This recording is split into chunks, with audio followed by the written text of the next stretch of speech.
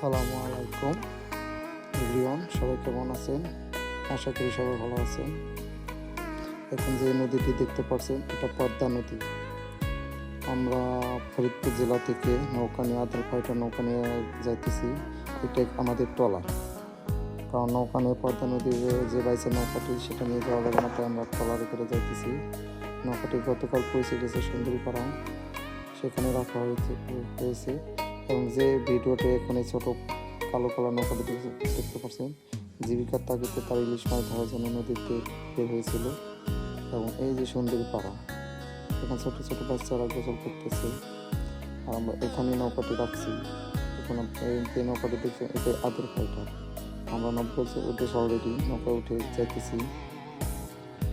এই নৌকাটি 85 হয়।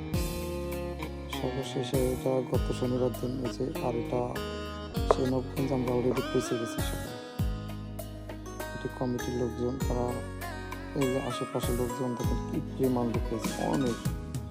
দুই পাশ কানায় কানায় ভরে গেছে, প্রায় 8 থেকে 10 কিলো দূর নিয়ে।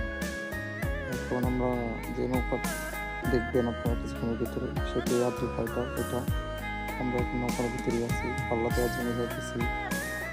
নৌকা আর কিউট কিউট বাচ্চা কি সুন্দর হয়ে নাচতেছে। লাইক কমেন্ট করে সবাই জানাবেন কেমন হয়েছে ভিডিওটা। সবাই ভালো থাকবেন, সুস্থ থাকবেন, আল্লাহ হাফেজ।